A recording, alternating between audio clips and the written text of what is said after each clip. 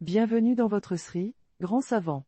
Aujourd'hui, verset de lumière, un voyage dans les étoiles du savant musulman.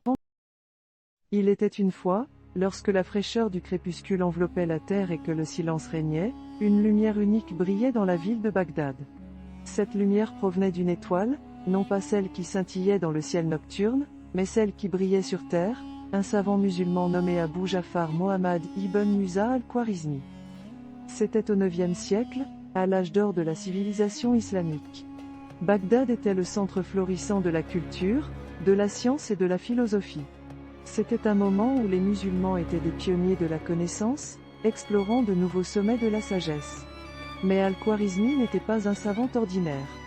Il était une étoile parmi ces pionniers, un phare de lumière dans ce monde de ténèbres.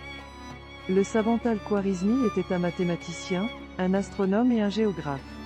Il avait la passion de comprendre le fonctionnement de l'univers, de percer les mystères des chiffres et des étoiles. Son esprit brillant était en constante réflexion, cherchant à déchiffrer les lois qui régissent le monde. Un jour, alors qu'il méditait sous le ciel étoilé, une idée lui vint à l'esprit. Il avait remarqué que les étoiles ne se contentaient pas de briller dans le ciel, elles se déplaçaient aussi selon un schéma précis. Il commença alors à faire des calculs, à observer les mouvements des astres, à noter leur position à différents moments de la nuit. Après des mois de travail acharné, Al-Khwarizmi avait créé un tableau des mouvements des étoiles. Il avait cartographié les cieux. C'était un exploit extraordinaire, une réalisation qui changea le cours de l'histoire. Al-Khwarizmi avait ouvert la voie à l'astronomie moderne. Son travail avait non seulement révolutionné la science, mais avait aussi apporté une nouvelle perspective sur le monde.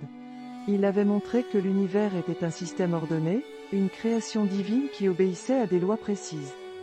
Comme Allah le dit dans la sourate Al-Baqarah, verset 164, en vérité, dans la création des cieux et de la terre, dans l'alternance de la nuit et du jour, dans la navigation des vaisseaux en mer chargés de ce qui peut être utile à l'homme, dans l'eau qu'Allah fait descendre du ciel, par laquelle il donne la vie à la terre une fois morte et y répand des bêtes de toute espèce, dans la variation des vents, et dans les nuages soumis entre le ciel et la terre, en tout cela il y a des signes pour un peuple qui raisonne. La vie d'Al-Khwarizmi est une leçon pour nous tous.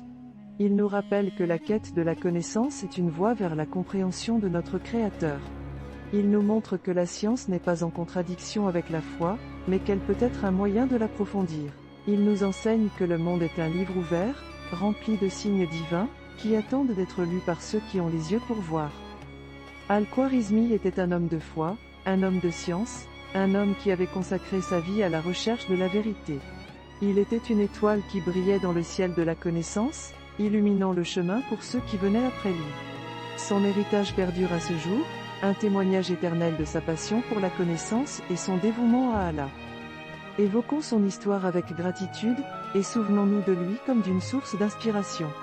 Que son parcours nous rappelle l'importance de la quête de la connaissance, et nous incite à toujours chercher, à toujours apprendre, à toujours nous efforcer de comprendre le monde qui nous entoure. Ainsi se termine notre voyage dans les étoiles avec le savant Al-Khwarizmi. Puissions-nous emporter avec nous sa lumière, et l'utiliser pour éclairer notre propre chemin dans la quête de la connaissance.